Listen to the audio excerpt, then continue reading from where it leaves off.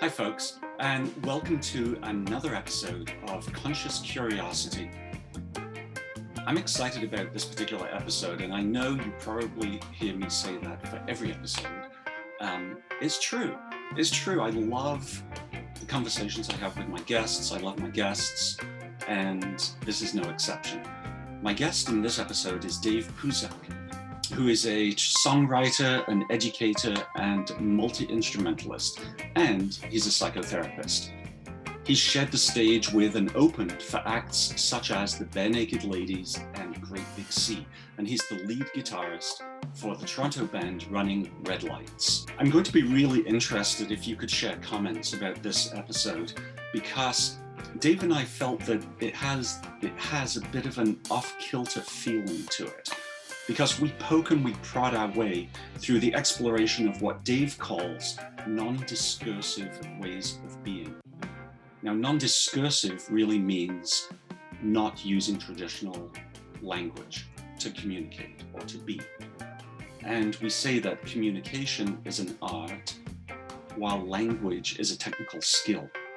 And so what we're really interested in this episode is, how do we explore through communication whether communication is verbal or non-verbal, but in this particular case we're talking about music, and how do we look at music and include body sensations in our moment-to-moment experience in the world as we connect with another person or we just connect with the world. We'll also look at the discomfort of silence, because silence is also a component of music. And so finally, in our conversation, you look at music as a bridge to bring people closer together, even in war zones. That music can be that leveling communication that helps people see the humanity of each other. And so with that, I introduce you to Dave Puzak, and please enjoy this episode and comment and let me know how it goes, how it doesn't go for you, and sit back and enjoy.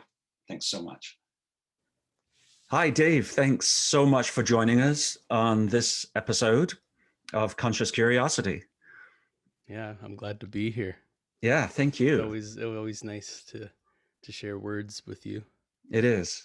So we've known each other for a few years, and the reason I was excited about you coming onto the show is because of your intersection between being a psychotherapist and being a stage musician and a composer, and that you have like a deep, you're deep into music as well as deep into therapy. And maybe if I can just frame it for a minute with a story about an old musician, Buddy Bolden. Okay. He was one of the first kings of jazz. He's credited with being one of the first guys who invented jazz, created jazz. And he played the cornet. And he spent the last 25 years of his life in a Louisiana state asylum, participated in a music therapy group. And through that group, he was invited to perform publicly in 1907 with an all-white men and women music group. And it was revolutionary at the time to mix black and white, right? But what it really showed was that music can transcend big boundaries and big problems. And so that's sort of the framework of what I was hoping we'd start putting some pieces together in today, is like what the role of music and rhythm and everything that music holds how it can support personal growth. Right. Yeah. That's certainly an interesting story. And I think that the power of music does come down to the fact that it's non-discursive. So it's not based on our language. And in language, we're not aware of like the rhythm. But when we're given a drum and told not to speak, or given an instrument, right, then we almost are locked in to this other realm of relationality. So would you say that music then is its own language, or is it just not in the category of language? I think all the definitions of language are there. But there is a grammar Hmm. to at least to written music. There's like a syntax. There's the features of like semantic. So the tone, the timbre of an actual voice or instrument is the quality of a word.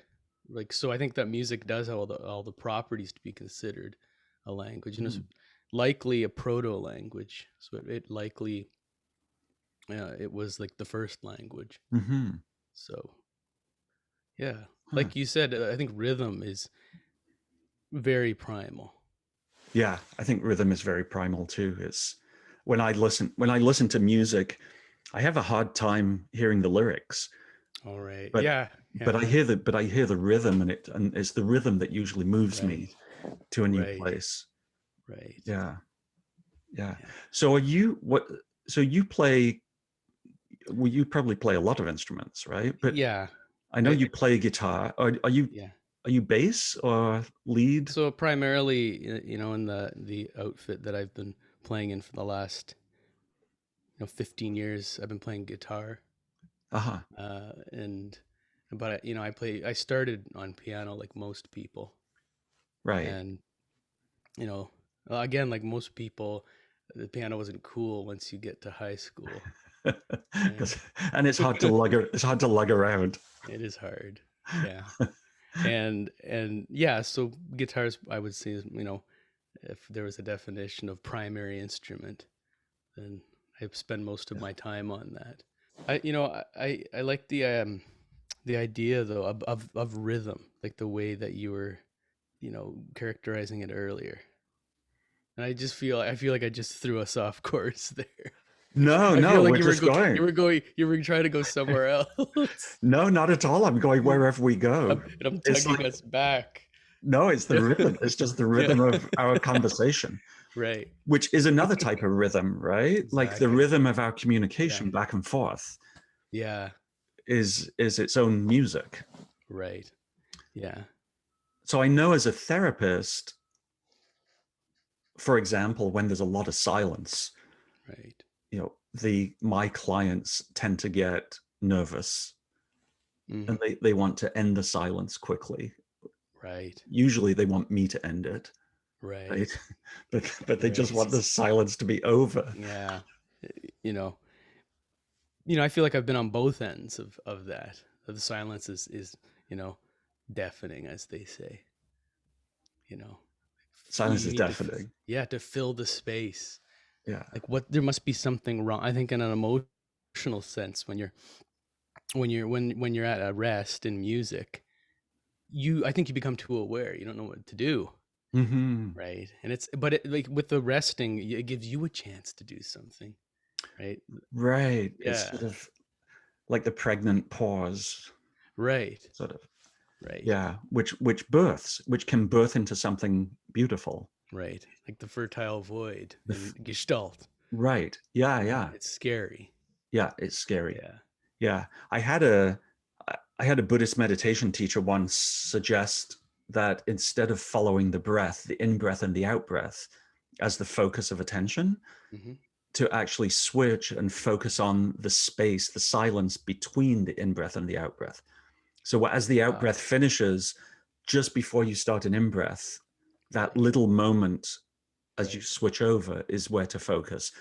And then Wow. you do the in-breath and then focus on the top before the out-breath starts. Wow. I've never thought about breathing spatially like that. Yeah. There's like a spatial visual imagery when you like describe that process, Hmm. right? Yeah, I actually hadn't thought of that either. I because I think of it as temporal rather than spatial, but you're right. There's a Right. spatial component to it. Yeah, as Even you as you were like go as you were ahead. like you were looking up, as you were, thinking about that. Like you were pausing Yeah. and look, yeah. Well, and I also felt a change between in Right. and out in the space. Like I could feel my Right. chest doing something different, and my Right. sort of the corners of my lips lifting a Right. little in smile Right. at different times. So yeah, Yeah, it is nice to link that sort of that rhythm of communication or rhythm of breath Right. into something emotional Mm-hmm. and spatial and temporal. And yeah, Right. I know you used to work at CAMH, so maybe for some of the audience around the world, they wouldn't know what CAMH is. And like, Mm-hmm. what did you do? And like, to talk about what you did there. Oh, so CAMH is the it's a specialized hospital in Toronto. I believe it's just the GTA, Mhm. but for treatment of mental illness. Right. It has there's um, inpatient wards too for advanced, like as they say, advanced mental illness. Hmm. So yeah, illness is not like on the psychotic spectrum. Right. Yeah. So I wasn't actually quite sure what, like it wasn't that specific. I didn't know where I would be placed. And the first placement was at the advanced mental illness ward, Mm. where there's a severe limitation in communication in the patients. Um, like this is a period in their life where they're quite vulnerable and um, troubled and very symptomatic. So I was paired up with a recreational therapist who worked with them, brought them outside, basketball, Hmm. volleyball, get your body moving, right? Because obviously there's a lot of therapy in that. So I was invited to come up with a rubric for hand drumming, and I actually can't quite remember how that actually came to be, but I was thrown into it, Right. and I found myself in a circle with patients that, or humans that I've never had the I've never been in that field or that group where communication was so, it just felt so different for me. Right. We don't go around the circle and say, hi, my name is Yeah. John, and it's very um it's very hard to verbalize that experience. But I think with when we started with the drums, I think the very first thing I thought of was the call and response, right? Ah. And it's just there's something, if I clap, like, you know right, there's imitation. Right. So you followed me, Yes. Right. right? Right. I didn't really introduce myself. Right, Right. exactly, yeah. So and I Yeah. think that we didn't have to process like that. It just was. Yes. And we would do that for, we had an hour allotment, but it usually went for the hour and Mhm. sometimes longer. Right. But I thought that's when I really learned. I actually, I've been a musician all my life, but I think I really learned then how powerful like music was. And Mm. it's a non-discursive way to communicate and feel safe and to be held in a group. It's Yeah. um, you know that's just one example, like call and response. um, there were, exercise, I came up with numerous exercises that actually, they're lost on me now because I haven't used them in a few years. What was it like for you being in a group like that? It was liberating because I wasn't defined by a story. Uh-huh. Yeah. I don't You- I don't know if I was even introduced. I mean, very, how, you introduced me at the beginning. Right. Right. It was like, here's Dave, we're gonna play drums. Right. Here's some drums. Yeah. Yeah. And even getting the drums and like acquiring them, getting them, putting them in the cart, because we had about 20 to 25 sometimes, and they were djembes, Oh yeah. like an Yep. African drum, of Yeah. 12-inch circumference usually, that were donated by a drum shop somewhere in Kensington. So it was beautiful. Wow. And Beautiful. we would repair them for free. I think that shop's not open anymore, sadly. but even acquiring the drums, everybody pitched in and we carted them to where we were going, and it made people feel part of a team. Right. And there was no elitism, Uh-huh. right? So you Right. could shed any thought of expertise Like because that. yeah, I've been in like djembe drumming circles before. right, And it's right, like it's just a circle. It's a continuous circle, right, but there usually is one leader. mhm, But they don't necessarily feel like a leader because we're all in a circle. right, right. And I think I like Mhm, what you said. You switched earlier. You said, well, I saw these patients, and then you were like, no, humans. mhm. And I think I like that. Being in that circle brings the humanity back, right? And Yeah, takes hierarchy out. yeah, absolutely. And it's interesting. I think on that note, when I think of that, there are a few times where someone would get really excited and want to be more dominant in the group, Uh-huh. lead more, be louder, Right. and that was encouraged Oh, cool. as an act of self agency. Right. Like, Right. someone that's afraid to take the lead with a narrative, because there's a lot of trauma in Hmm. who am I. As soon as you start talking about yourself and that you have to define yourself, Right. there's a lot of shame, there's a lot of guilt, there's a lot of pain in that.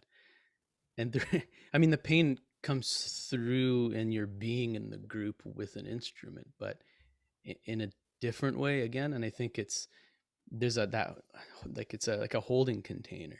Hmm. It's like a circle. It's interesting how who made it a circle, but it's a circle, Right. right? Yeah, they became human. They were always human, They were always human. always human, And then, and probably not only you saw them as human, but right? maybe they started to see each other more in that Right. light.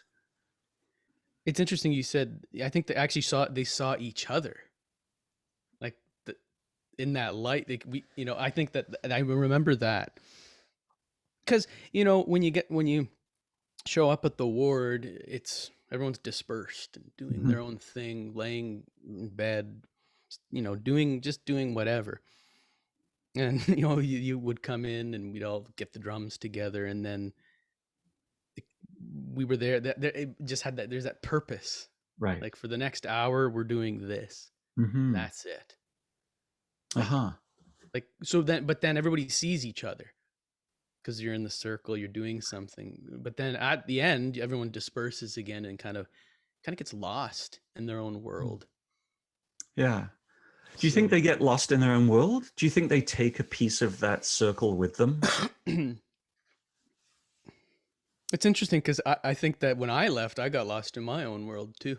I'd go home, walk out the front and go on a TTC and just feel um, like diluted in the city.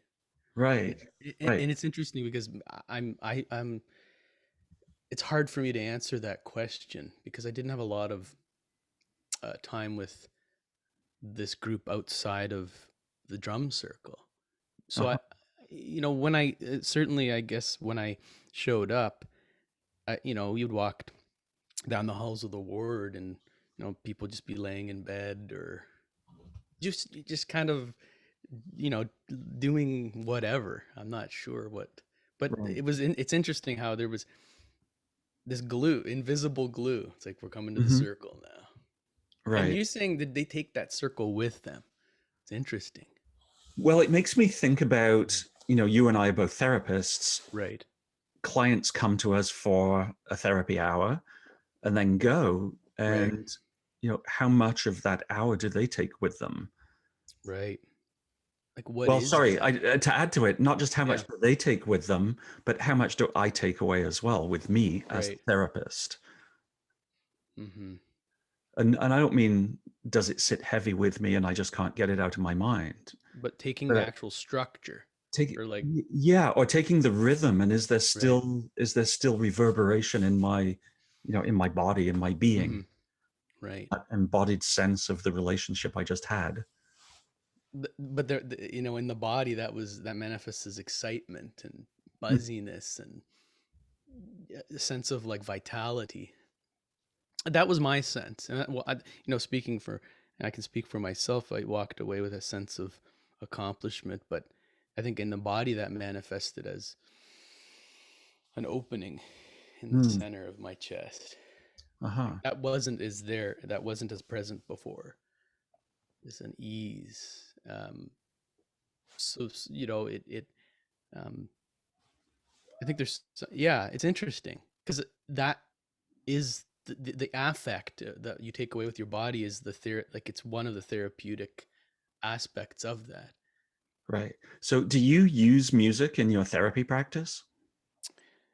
It really it really depends on the case, um, and it's not, when you're working in a dyadic form, it's much different. It could be you and I clapping together, singing together.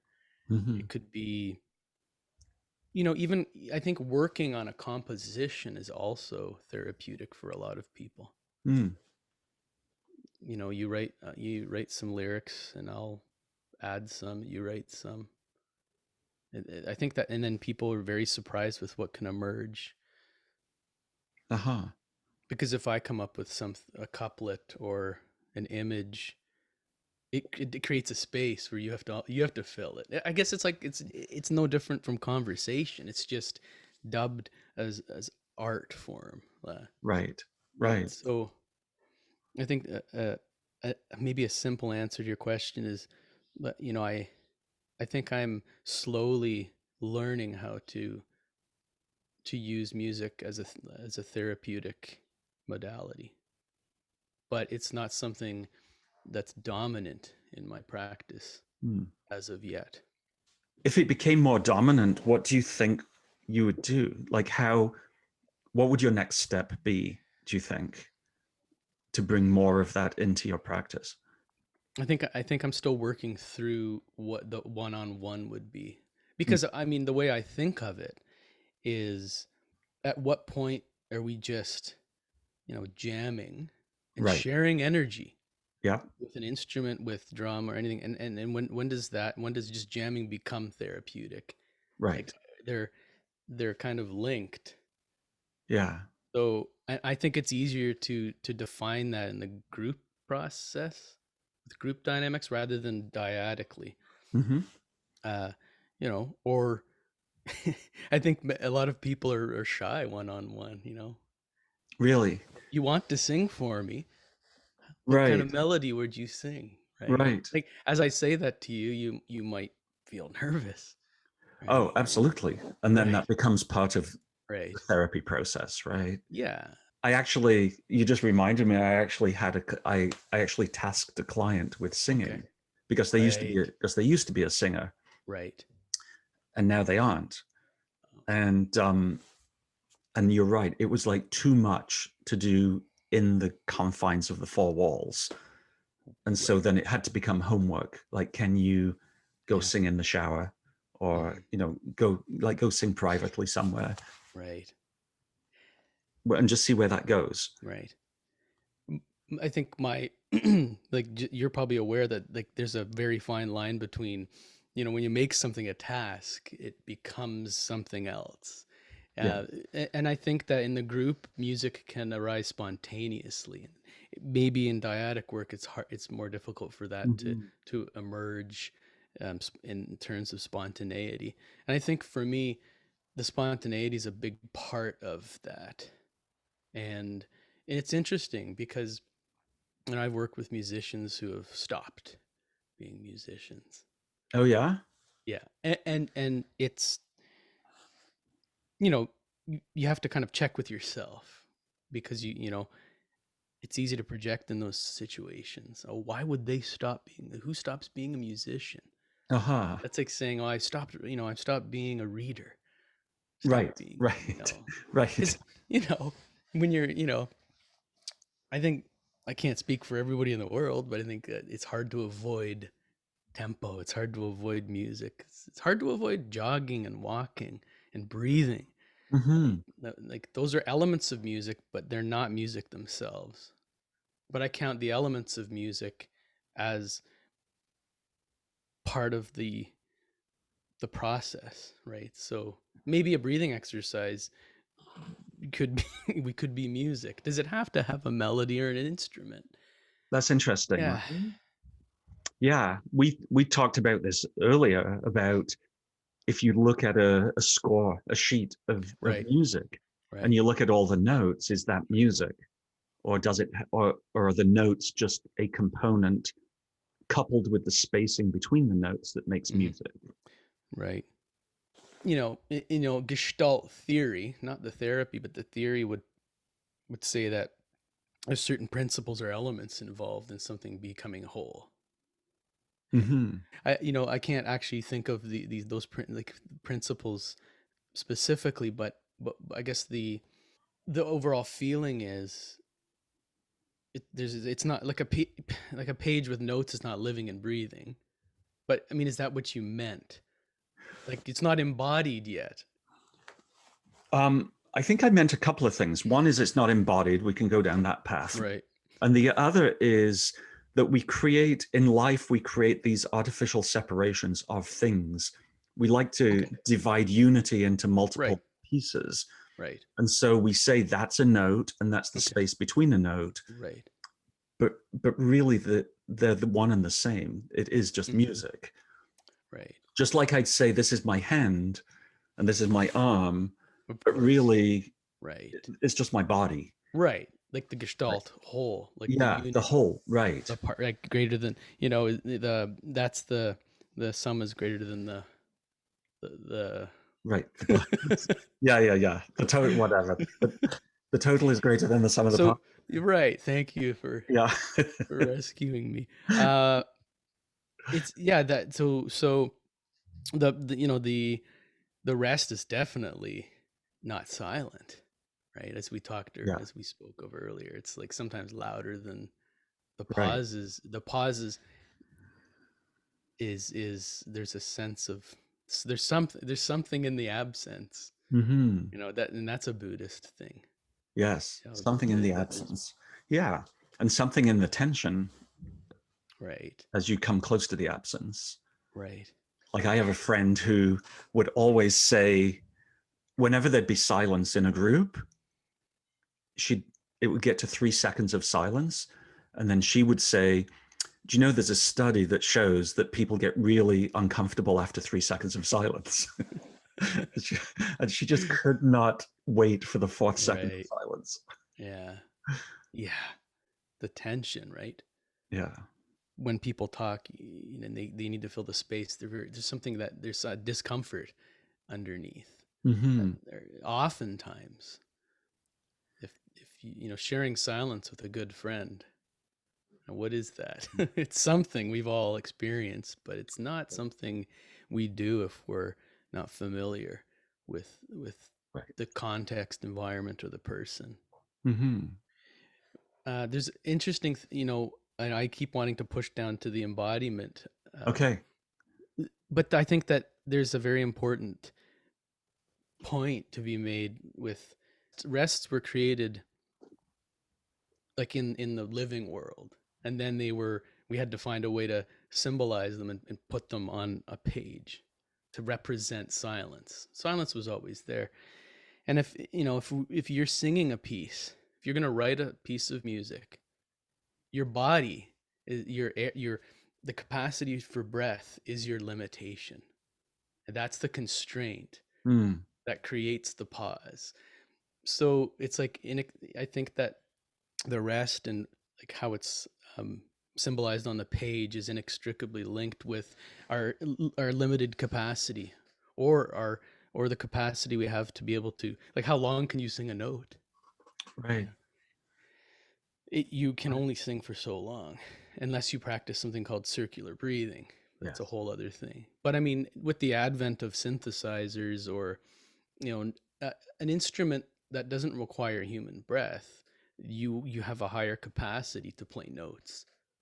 Like you can fit Uh-huh. more notes in Hmm. because there's no constraint.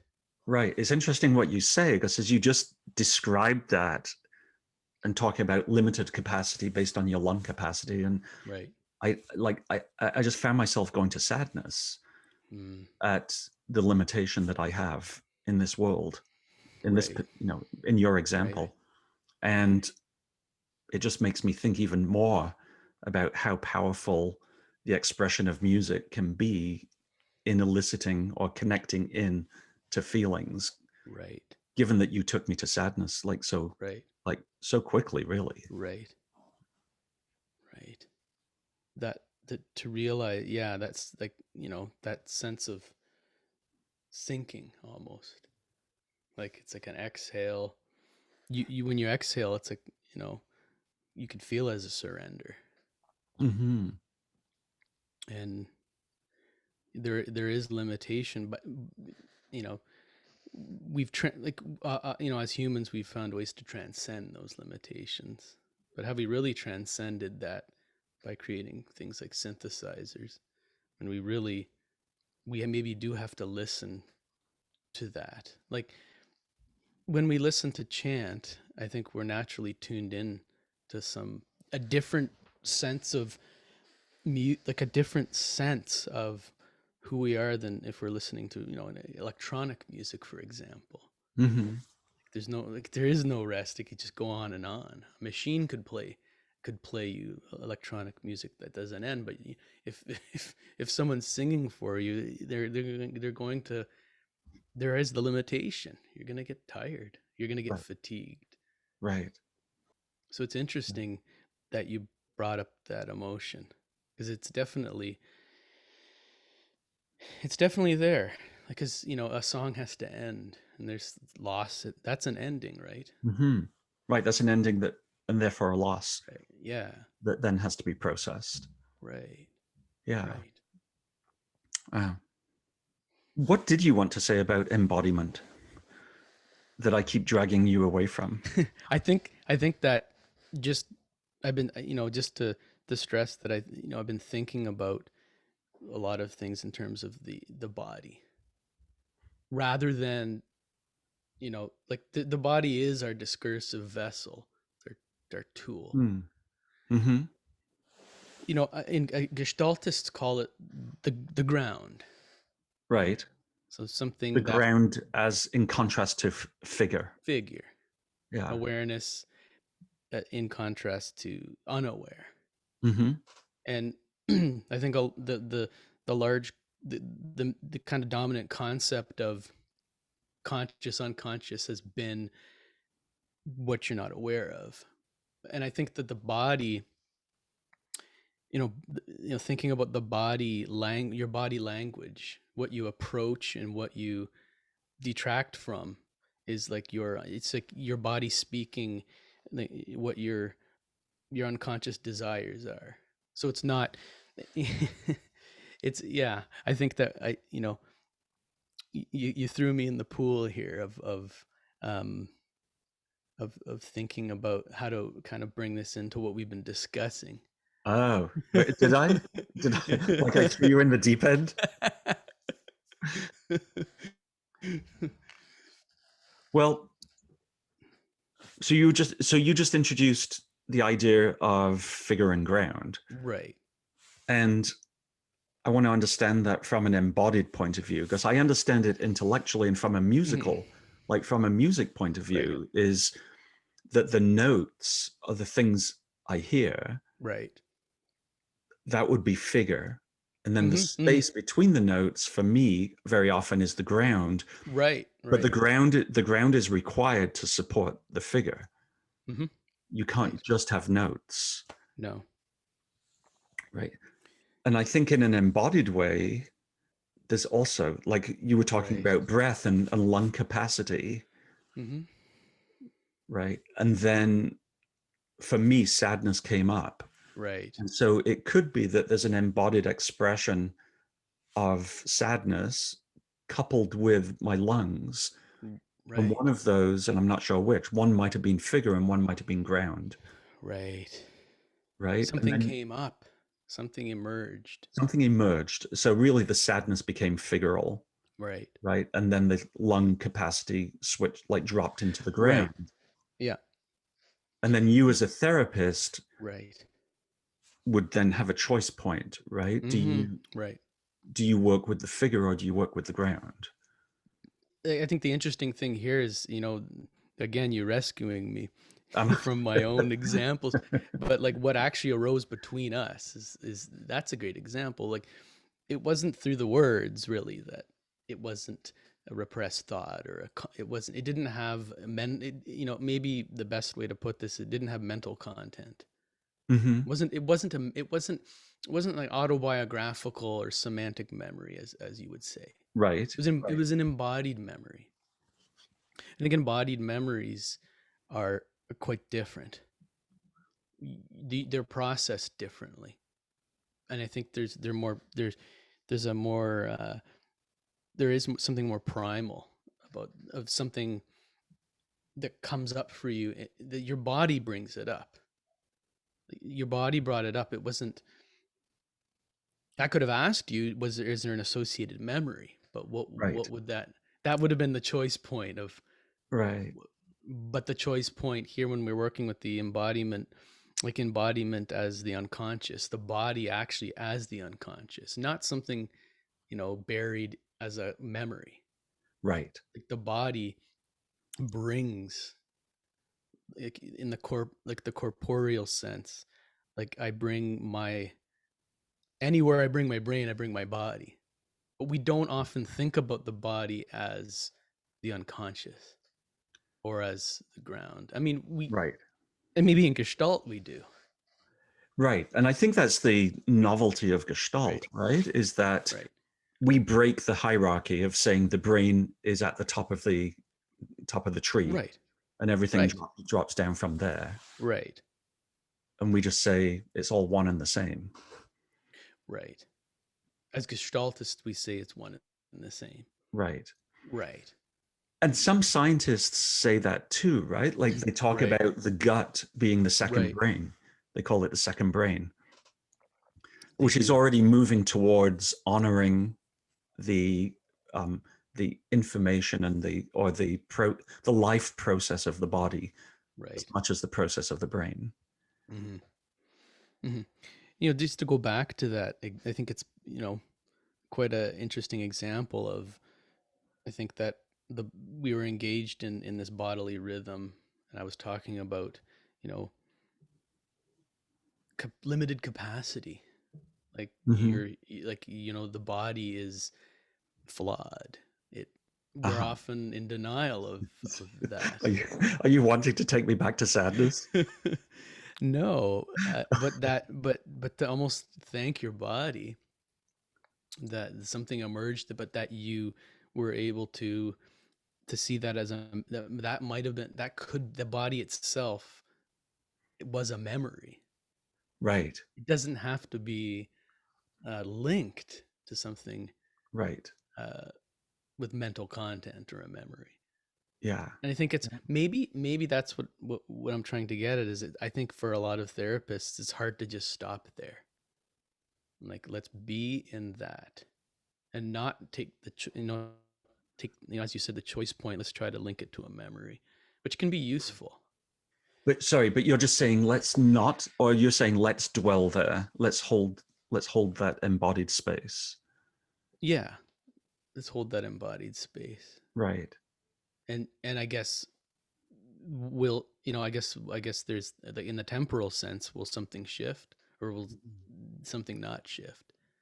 But we didn't get to really be in that moment to see what would happen, like this, like, because I don't know if is this a stuck cycle, or is this this cycle did complete somehow for Right. you, this is like Yes. like mourning this loss, this sadness. I watched the sadness arise. I watched it fall. Right. Whether that particular cycle is complete, but whether Right. that was enough that sadness wouldn't come up again in Right. that same way is Right. I don't know. Mm-hmm. Yeah, I think that's like it's like a wonderful case in point that just happened, and we, spontaneously happened, like most things do. Mm-hmm. Um, we're trying to it's interesting. There's a lot of contradiction in this talk, or that we're having, because we're trying to talk about how non-discursive ways of being, how that's supposed to be, and Right. And yeah, and I feel like a yeah, stutter. I feel yeah, like, um, right, a bit of a struggle to figure it. Like, right, it is a new language that you're yeah, introducing right, in this episode, right, and it's like I th- I think I speak the language, but I'm not really sure if I do. And right, I believe my body speaks that language, right, but am I willing to put my brain aside for a moment and let my right, body have its, you know, right, have the spotlight and do what it knows what to right. do what it knows. And I mean, if we were engaging in like a musical Hmm. thing, it would be different, right? If we both had drums, you know. Yes. Yeah. Yeah. Was which yeah. which I don't have access to, oddly Um, enough. and I think mine's upstairs. Yeah. I think the point is that, there is a difference between, like, the instrument. We are instruments, Right. but there's a context, and when you give someone a drum, there's a whole there's there's that's imbued with so much contextual weight. It's like something you can hit. Hmm. Like, let's explore what it feels like to hit something. Uh-huh. That's a whole Right. that's a whole Right. session there. Yeah. The You're right. animal is, if it's an animal skin, this Yes. was once part of a living thing, and now Right. it's sounding for us. I think that's beautiful that Yeah. we're talking about notes and spaces between notes, but really you're introducing, but what about the relationship between me and the instrument? Yeah. And not just symbolically, Right. but that was an animal skin. So Right. now what's the relationship between me and animals and my whole Right. environment? Right. And that becomes part of the music. It does. Yeah. Yeah. And to it's supposed to be difficult to talk about those things. Difficult in the sense that it keeps slipping through your hands because it's supposed to, Hmm. right? Uh-huh. It's supposed to slip through your hands because music is an escape from narrative, but there's a whole lot of that right now, in our world. A whole lot of narrative. Narrative, yeah. Yes. Many Yeah. narratives in many Mm. directions, and it's quite chaotic. Right. So it's interesting because someone just asked me yesterday, we were talking about conflicts around the world and Right. how you bring two nations or two peoples Hmm. together when they're in conflict. Right. And I was talking about this book, Three Cups of Tea. Okay. I don't know if you know the book, Yeah. Yeah, I but do. yeah. So that notion that a visitor comes into your village and you give them the first cup because they're a guest, the second cup because they're a friend, and the third cup Yeah. their family, Right. right? And so it was like communication and sharing, Right. but you actually just introduced the possibility of music being the bridge. Hmm. Like, you could go to any conflict in the world and just Right. bring the musicians from the two conflict groups together Hmm. Hmm. as a way of breaking down some of that wall and looking for the Right. similarities and differences. Oh yeah. Are you familiar with the film, A Band's Visit? I know of it. Yeah. I haven't seen Yeah. it. Yeah. Beautiful. That's a whole other discussion, but that's one way that music brings people together in a very painful rift. So, Yeah. and it's very, and it's, I know there's a lot going on right now in the world. Like you Hmm. say, I can, as we say it, I can, feel the heaviness. Right. And sometimes words can, you know, as they, the vent session, as they say, helps dispel energy. Hmm. But I think music does it in a full way. Dance. That's one other thing, is that music therapy doesn't have to always be active. It could be, hey, 10 of you, why don't you move, do a dance to these 10 people doing a drum Ah, thing for right, me. right, And there is a lot of team building in that. Like right, the team building through not having to discuss or not having to have a narrative. Very, very powerful way to bring people together for a common cause that's quite simple. right. And switches language so you don't get tripped Yeah, up with right, language. right. Absolutely. It makes me think, Dave, Hmm. that because it's its own language, it Right, can afford or present an opportunity for bridging between two people, like bridging a connection between two people in a way that right. sometimes language cannot. Mm, And so coming back to, music in therapy, right. it could be that when there is an impasse between therapist and client and Hmm. language just doesn't seem to help, that maybe it's another bridge, another opportunity. Yeah, absolutely. Mm-hmm. But if you can maybe convince or inspire confidence in the other that they do have an inherent ability that they carry with them all the time. Right. It's not, I think a lot of people, automatically think to, Canadian Idol, American Idol, the singing shows where, you're judged and you have to compete. Right. Right. Those things, I think that those are in our collective consciousness now. Yeah. And it's sometimes to our detriment. And, Yeah. you don't have to be pro, Right. not You don't what have to it's be about. pro, for sure. Yes, I recognize that you're not a professional musician, Mhm. but can you still speak to me in a rhythmic way? Like speak to me not using your regular Right, language. Can you right, speak to me through a drum? It's not asking the person to be a right, drummer. right. It's just Which, it's asking them to right. communicate. What you're basically saying though, it's like you have to unlearn the technology of language. You I have to guess so. uninstall that app that's just been Right. there.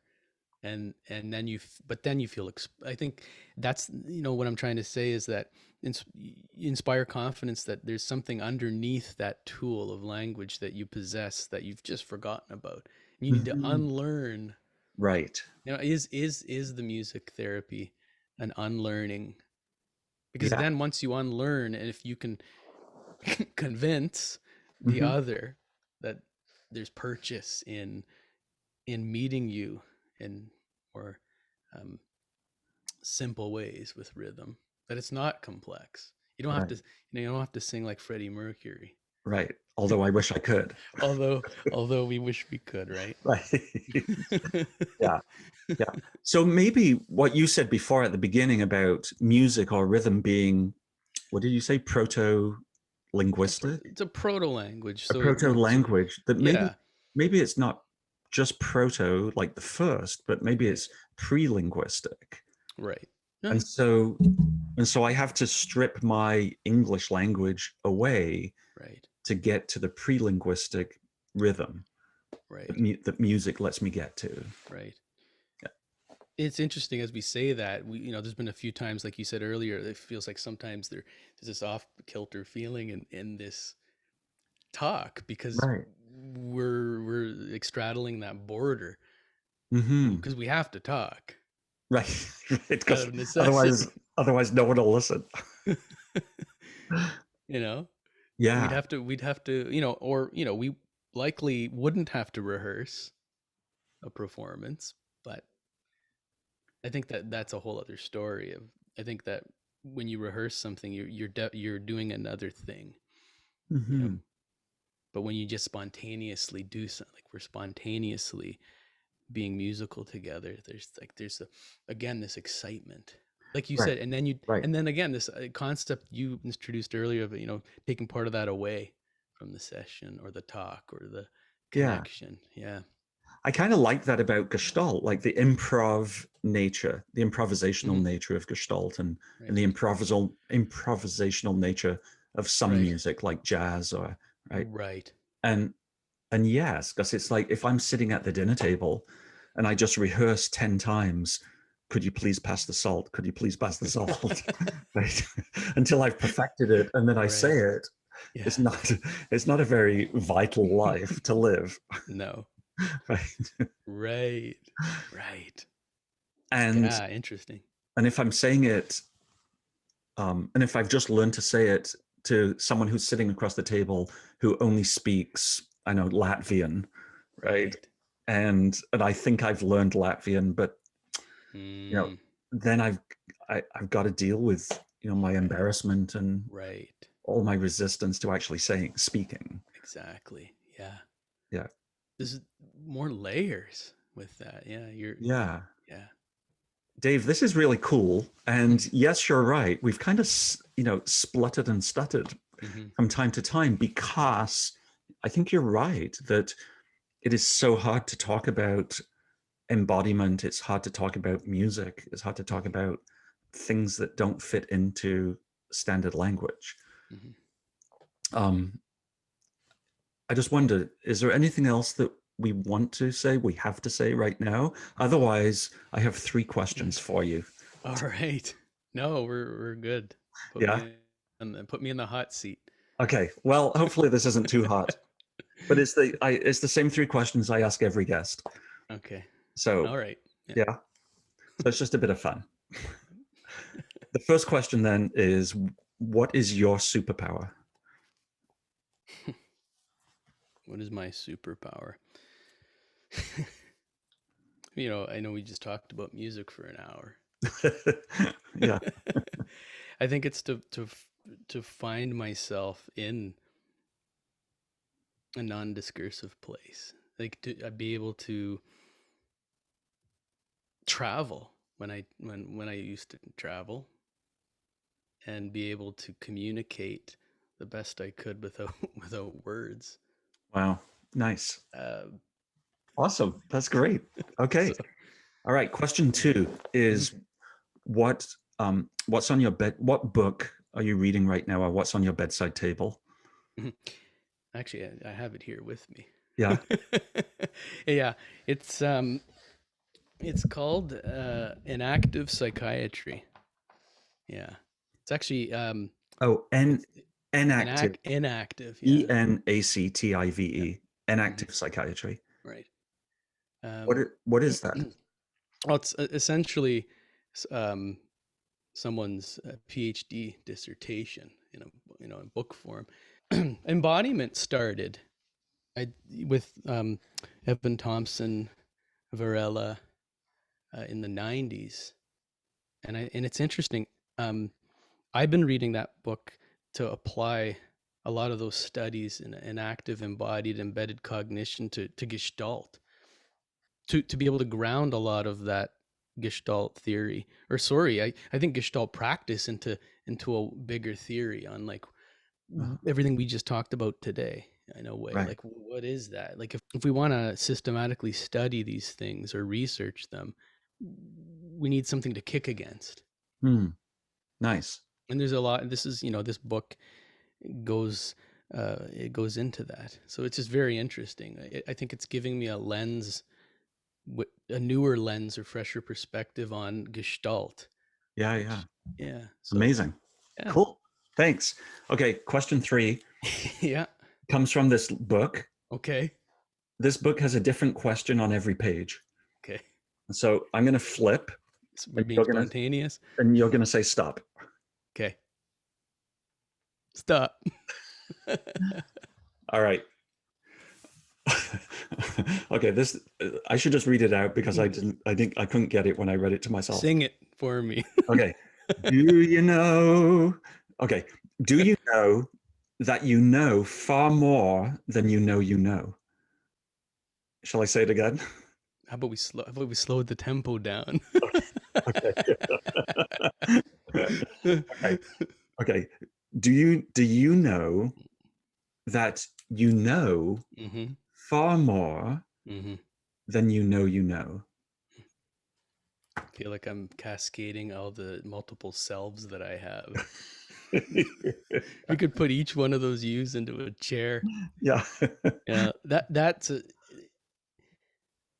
I don't feel that as a question, but I You- know there's a question mark at the end of that right, sentence. right. But it's not a question for you. No, it sounds like a reassurance. Ah, And uh-huh. this is just not my way of throwing it back to you, No, it's but great. I feel like it's almost reassuring.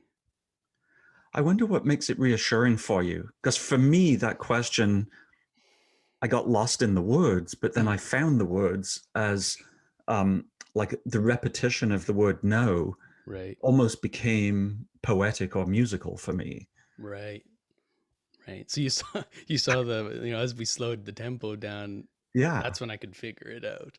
right. But it's very it's a frog on a series of Yeah. lily pads.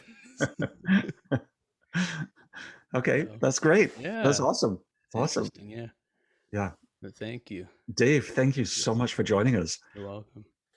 And we can do this again anytime. Maybe next time with music. Awesome. All right. Yeah. I'll grab my drum from upstairs. Great. All right, Moja. All right. Thanks so much. You're Take welcome. care.